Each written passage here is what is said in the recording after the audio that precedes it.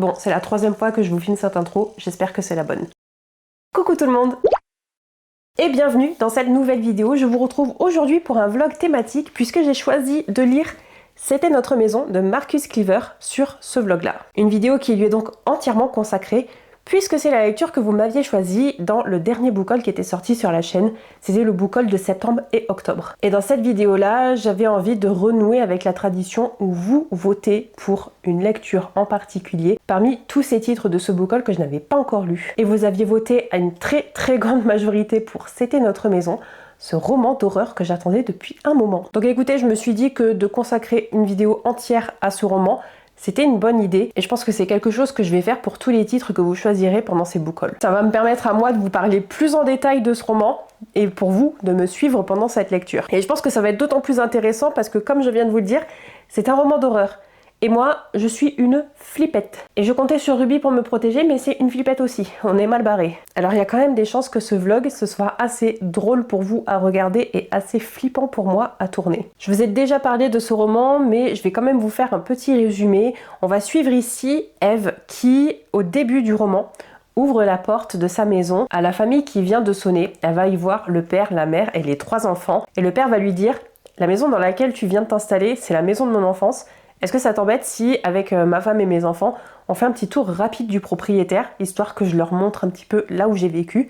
Ça dure 10-15 minutes, pas plus, et après on s'en va. » Et Eve étant une personne qui ne sait pas dire non, comme moi, eh bien elle va les laisser rentrer. Et vous vous en doutez bien, tout ne va pas se passer comme prévu. Alors je suis très curieuse parce que ça a un début très thriller domestique, mais tout le monde s'accorde à dire que c'est de l'horreur et je suis très curieuse de voir ce que ça va donner. Et évidemment, comme je vous retourne cette intro, en réalité, je l'ai commencé hier. Je vous ai déjà filmé d'autres clips mais où j'avais eu des soucis de son. Donc dès maintenant, je vais vous insérer les clips que j'ai tournés hier et on se retrouve dans un instant pour l'update.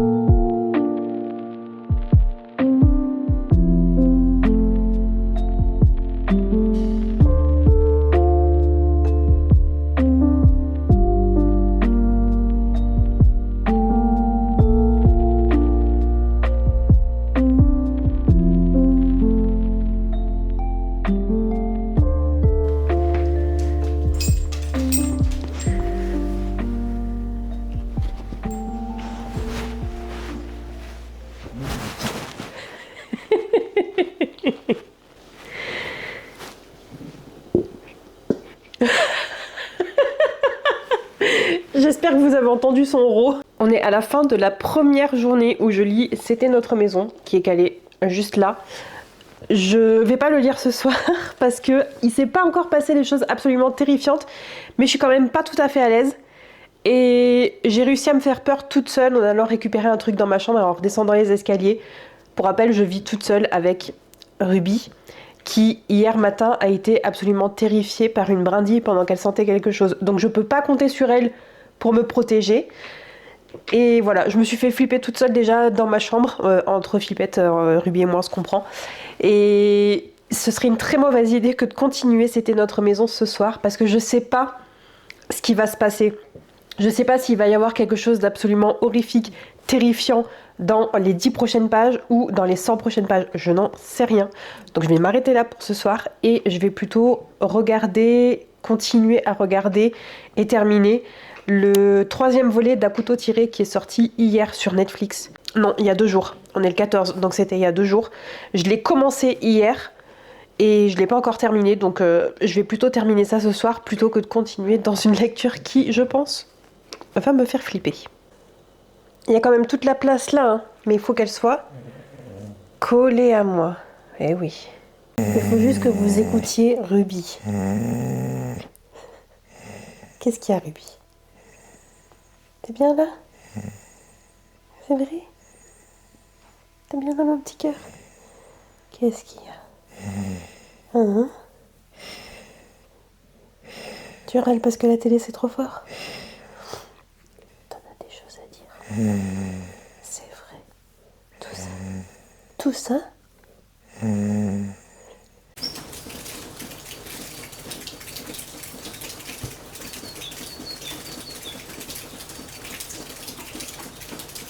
Bon, et donc comme promis, on se retrouve à l'update mi-parcours, quasiment. Je suis à 48 ou 49%.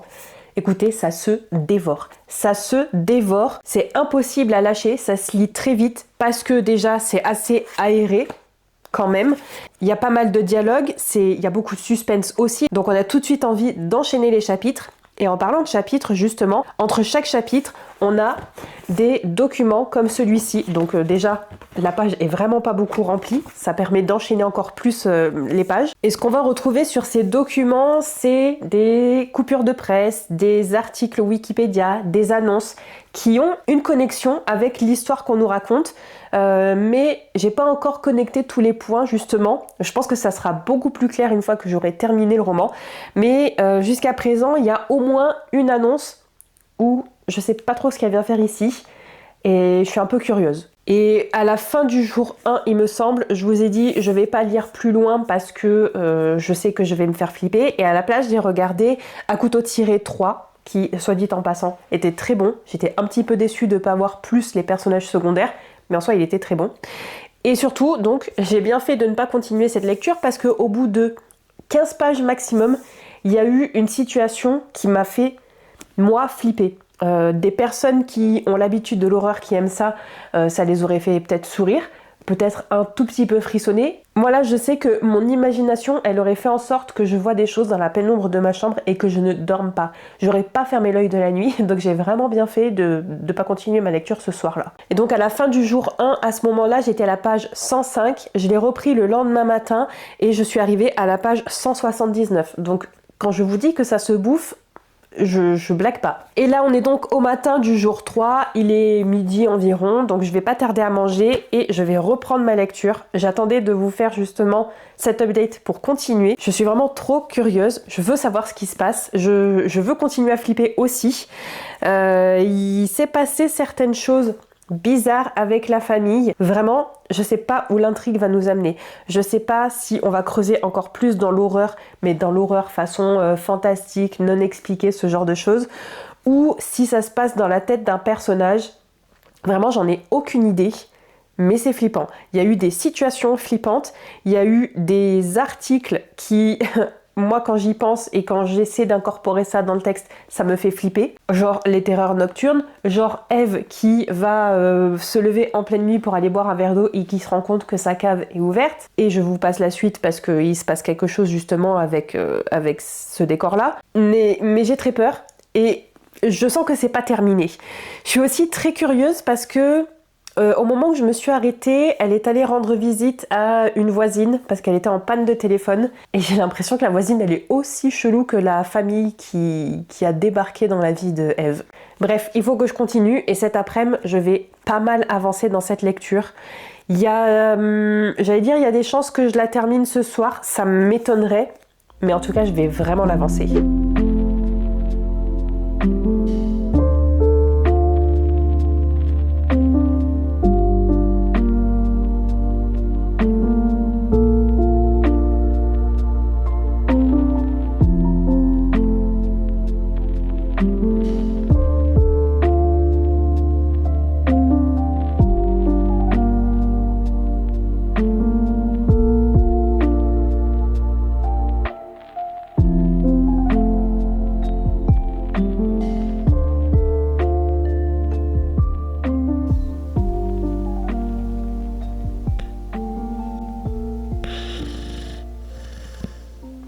J'ai lu qu'un chapitre depuis tout à l'heure et il s'est encore passé une dinguerie. Et depuis, je suis en train de lire un long chapitre où il y a... c'est un document qui s'intitule Canular. Et c'est des extraits d'un ouvrage collectif hyper bizarre. Et dans les notes, on nous dit que c'est une compilation de documents rares et inexpliqués et qui parlent de sujets divers et variés qui... n'existe pas. Dans les notes, c'est dit invention de la personne qui a écrit ce truc. Et c'est chelou au possible, mais Une des notes dit qu'il y a des lettres majuscules en plein milieu de mots et qu'ils ne savent pas, ils ne savent pas ce que ça veut dire, ils ne savent pas l'expliquer, ils ne savent pas pourquoi il y a ces majuscules en plein milieu de mots. Donc depuis tout à l'heure, dès que j'en vois une, je me la note sur le téléphone parce que je pense qu'il y a un message caché. On va voir. Il y a aussi une note de bas de page, j'arrive sur la fin de ce document-là, qui dit: sur le document original, cette ligne était rayée au marqueur. De l'alcool à 90 degrés a dû être utilisé pour déchiffrer ce passage. C'est creepy as fuck. J'adore. Et il y a bien un message avec les majuscules. Et à la fin du document, on a encore des points et des tirets. Et je pense que c'est très certainement du langage morse. Je sais plus si je vous l'ai dit. En tout cas, je l'ai dit, c'est sûr. Mais est-ce que le clip a fonctionné ou pas? Ça, c'est autre chose. Mais depuis le début, à chaque fin de document, on a ce langage morse et j'hésite à aller chercher ce que ça veut dire parce que j'ai peur de me spoiler en traduisant ce qu'il y a écrit. Oh. Oh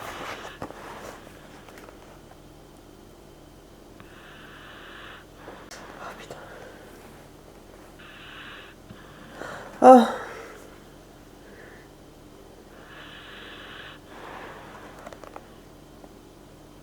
Oh.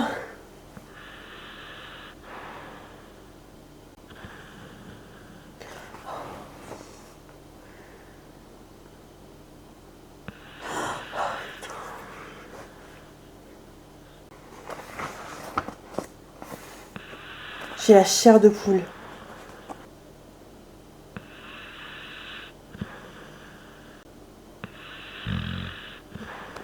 Elle là, elle tape sa meilleure sieste. Moi je comptais siester là à la fin du chapitre, je vais pas pouvoir.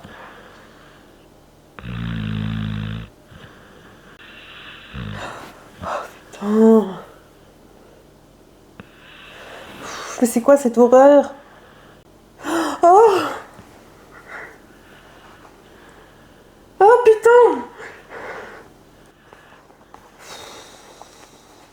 Quelle ambiance, quelle ambiance. J'ai l'impression d'être dans un film d'horreur. Je ne peux pas regarder les films d'horreur, ça me fait flipper comme pas possible. Je ne peux pas. Et là, je viens de lire un chapitre. Oh, ça se passait dans le grenier. C'est un film d'horreur, putain. Pas de sieste pour moi. Sieste pour la Ruby, mais pas de sieste pour moi. C'est impossible, je vais pas pouvoir dormir. Je crois qu'il va falloir que je finisse le roman aujourd'hui parce que sinon, c'est sûr, nuit blanche cette nuit. Et c'est pas possible. Je suis arrivée à la page 229 avant de m'endormir parce que déjà j'étais fatiguée. J'ai pas entièrement récupéré de mes 2 semaines de maladie. Et quand il y a Ruby qui dort, qui fait sa sieste et qui ronfle à côté de moi, je peux pas lutter. Je finis par m'endormir à un moment ou à un autre. Alors même si c'est hyper prenant et horrible ce qui se passe, c'est terrifiant. C'est un vrai film d'horreur mais en livre. Je me suis endormie quand même. Donc là, je regrette un petit peu mes choix de vie parce qu'il est quasiment 4h30 et je me réveille de la sieste. J'ai dormi pendant 1 heure. Je vais continuer un petit peu encore ma lecture avant de me mettre au sport vers 17h, 17h30, je sais pas trop encore. Je vais lire un petit peu. Ruby, elle est dehors, elle se dégourdit les jambes, elle fait sa petite vie de chien vache qui mange de l'herbe. Elle va pas tarder à me rejoindre. Et moi, pendant ce temps-là, je vais continuer. Ah oui, et une chose par rapport aux documents, je sais pas qui c'est qui les insère dans le récit. Est-ce que c'est quelqu'un qui les a trouvés et qui est en train de reconnecter un petit peu tous les fils et qui nous présente ça à nous, lecteurs, dans le livre? Je sais pas, c'est bizarre. J'ai hâte d'avoir le fin mot de l'histoire.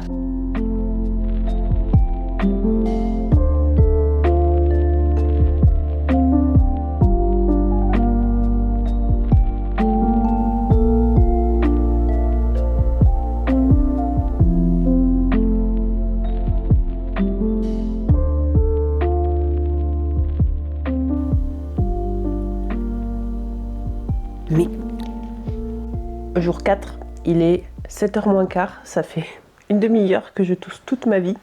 J'en peux plus. Mais j'ai pas repris hier soir ma lecture de C'était notre maison parce que je m'étais arrêtée à la page 257. Il me reste à peine plus de 100 pages pour terminer ce roman. J'avais envie de le bouffer et je me suis dit que ce serait une très mauvaise idée de le terminer avant d'aller me coucher. Donc je me suis fait violence pour le laisser de côté hier soir, pour ne pas le continuer, parce que je me suis dit que s'il n'y avait pas de fin rationnelle, j'allais flipper toute la nuit et j'allais pas pouvoir dormir. Et que même s'il y avait une fin rationnelle, j'allais refaire tout le livre dans ma tête avant de dormir, et je pourrais pas dormir quand même. Donc hier soir, je me suis interdit de le continuer alors que je crevais d'envie.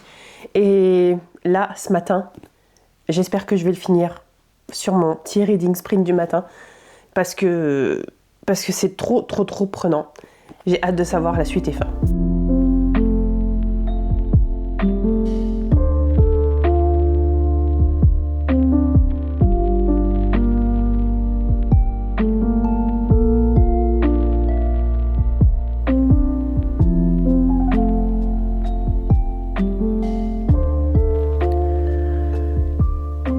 Mais quoi? Quoi?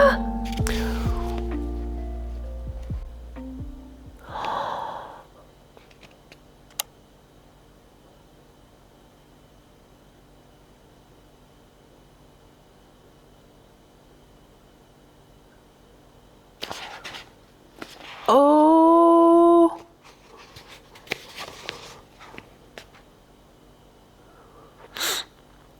Oh!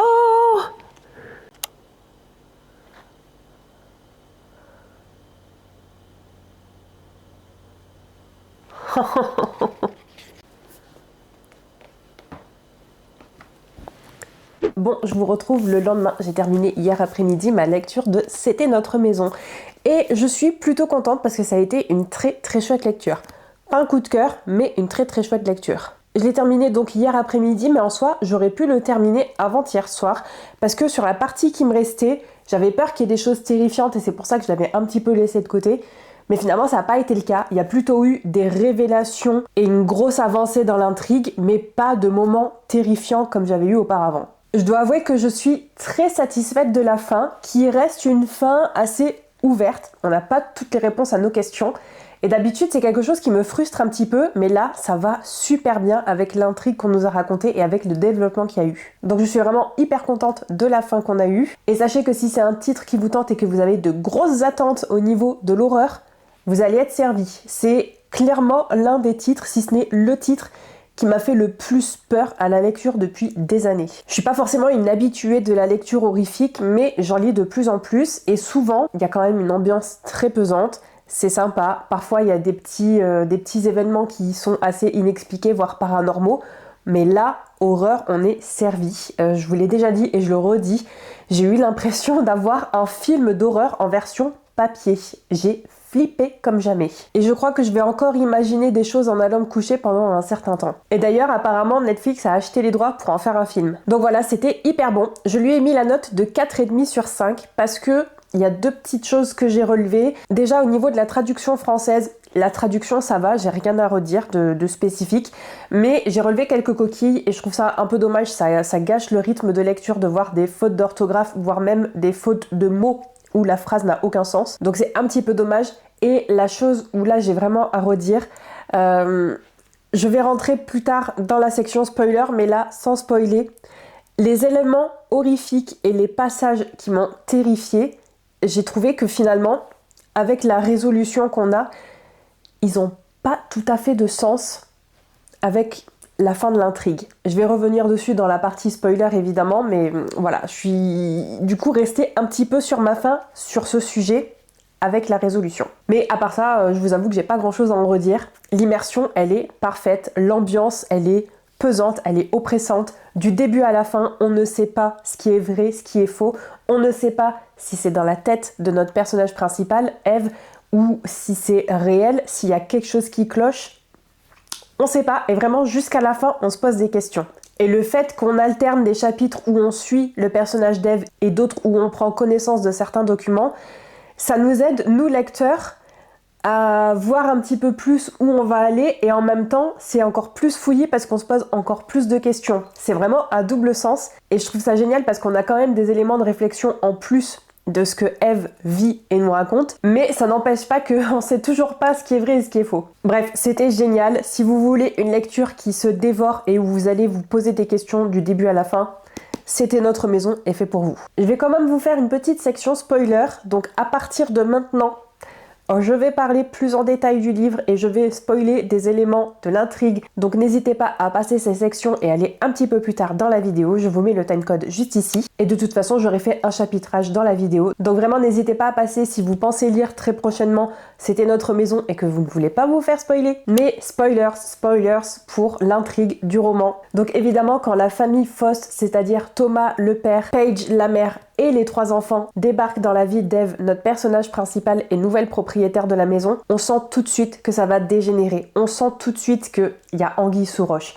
C'est une famille qui prend rapidement ses aises dans la maison, malheureusement. Et on sent que Thomas, c'est un peu un forceur parce que au début, Eve, elle arrive quand même à refuser que la famille rentre dans la maison et fasse un tour du propriétaire, mais on sent qu'il insiste sans forcément faire le mec forceur à tout prix. Et finalement, avec sa petite fille Jenny qui arrive à se frayer un chemin à la cave et qui joue à cache-cache toute seule dans la cave, il arrive à faire en sorte que sa famille elle reste. Et avec la tempête qui vient et qui empêche la famille de quitter la maison parce que c'est hyper dangereux de conduire en pleine nuit sous la tempête de neige, bah finalement il arrive à se débrouiller à ce que la famille qui était censée rester juste 10 minutes dans la maison, elle passe la soirée, la nuit et une grosse partie de la journée du lendemain dans la maison avec Eve et avec sa compagne Charlie. Mais comme on est du point de vue d'Eve, on ne sait pas pourquoi il fait ça. On ne sait pas si c'est vraiment le personnage qui force pour rester dans la maison ou si c'est juste les aléas du destin qui fait qu'ils sont obligés de rester. Et au fur et à mesure de l'intrigue, on comprend que Thomas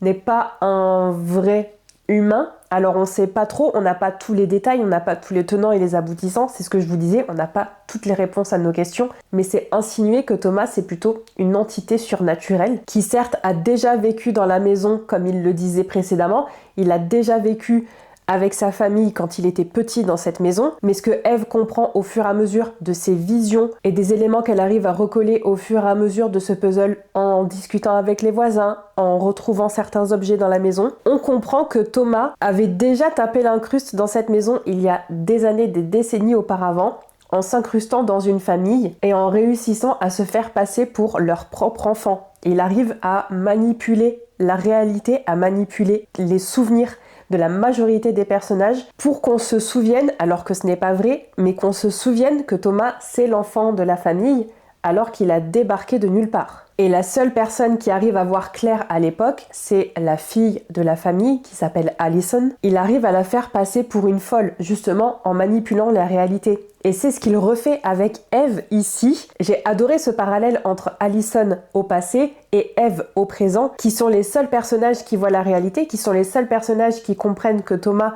c'est lui qui fait en sorte que tout cloche et qu'en manipulant cette réalité, il arrive à les faire passer pour des folles. Et il parvient à ses fins. Et j'ai justement adoré sur les derniers chapitres où tout s'accélère, où on a encore plus de questions, mais où on commence à entrevoir certaines réponses. Et malgré tout ça, Thomas arrive aussi à nous manipuler, nous, lecteurs. On continue de se demander ce qui est vrai, ce qui est faux, qui dit vrai, quelle est la réalité, et est-ce que Eve est complètement folle ou est-ce qu'elle dit et elle voit la vérité. Donc je trouve ça très fort que même nous lecteurs, on soit manipulés par ce personnage. Jusqu'à la toute fin, évidemment, et c'est très fort de la part de l'auteur d'arriver à nous livrer cette fin ouverte avec juste quelques mots, avec juste une action, une micro-révélation sur la dernière page. Trop fort, vraiment trop fort. J'ai adoré aussi le parallèle qui est fait entre le personnage d'Eve sur la fin, lorsqu'elle est dans cette nouvelle réalité où elle a tué Paige et où elle a manqué de peu de tuer Thomas. Elle est en garde à vue, elle est interrogée par la police et elle passe complètement pour une folle parce que tout ce qui est la réalité pour elle, ça n'existe pas. Et ça fait un gros parallèle avec un document dont on a pris connaissance plus tôt, qui est un interrogatoire d'un personnage qui vit exactement la même chose qu'Eve à ce moment-là. Lui aussi, il décline une identité qui n'existe pas. Il raconte des événements, des choses qui se sont passées qui n'existe pas dans cette réalité, il n'y a aucune preuve. Et pourtant le personnage il est complètement sûr de lui. Et ce qui était fort aussi de la part de l'auteur, c'était de récupérer l'identité de l'inspecteur qui a le même nom et le même prénom et la même façon de se comporter dans l'interrogatoire du document dont on a pris connaissance plus tôt et l'interrogatoire d'Eve à la fin du roman. Et d'ailleurs j'ai eu la réponse à ma question un petit peu plus tôt où je me demandais si les documents c'était un narrateur extérieur qui nous les donnait pour que nous lecteurs on comprenne plus de choses ou si on allait comprendre sur la fin qui nous les donnait. Et on comprend sur la fin que c'est Eve qui pendant 3 ans durant le temps de son internat psychiatrique, elle arrive à collecter des informations avec une patience infinie pour continuer à se raconter sa propre réalité, pour continuer à se montrer aussi à elle-même qu'elle n'est pas folle, que ce qu'elle a vu, que ce qu'elle a vécu, c'est la réalité. Elle ne s'appelle pas Emma, elle s'appelle Eve. Et c'est Thomas qui a réussi à la piéger. Parce que Thomas, en réussissant à manipuler cette réalité, il l'a fait passer pour sa sœur complètement folle qui a dézingué une partie de sa famille. Et dans cette réalité-là, Eve s'appelle Emma. Et il arrive à manipuler tout le monde, même sa propre famille, sauf le personnage d'Eve. Donc pour ça, c'est extrêmement fort. Je trouve que c'est une intrigue qui est extrêmement bien ficelée. Mais pour ce qui est des passages horrifiques à proprement parler, c'est ce que je vous disais un petit peu plus tôt, j'ai pas l'impression que ça ait véritablement sens dans ce qu'on nous raconte, dans cette réalité alternative. Les passages qui m'ont fait flipper, ils ont tous un trait avec une entité qui vit dans la maison. Et il y a vraiment 2 passages qui m'ont fait peur. Le premier qui arrive assez tôt dans l'intrigue,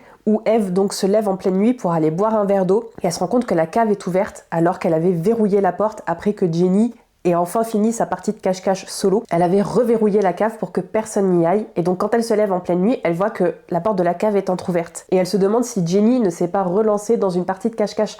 Donc elle va aller voir, elle se met en haut des escaliers et elle tape le petit code de Morse qu'elle avait entendu entre Thomas et Jenny, leur petit système de communication parent-enfant. Et elle entend qu'on lui répond, donc elle se dit « Ok, Jenny est une enfant complètement barge, mais pourquoi pas ?» Et juste avant de retourner se coucher, elle se rend compte qu'il y a quelqu'un en bas des escaliers puisqu'elle voit des yeux qui la regardent, des yeux qui sont à hauteur d'enfant. Donc elle est rassurée parce qu'elle se dit « Ok, Jenny, elle est vraiment juste à côté. » Tout va bien. Et cette silhouette bouge et elle se rend compte que c'est pas du tout une taille enfant, c'est une taille adulte qui mesure près d'1m80 et qui commence à se rapprocher d'elle. Donc elle panique, elle referme la porte et elle retourne se coucher. Déjà moi, jamais de la vie je me rendors avec une vision pareille, jamais de la vie.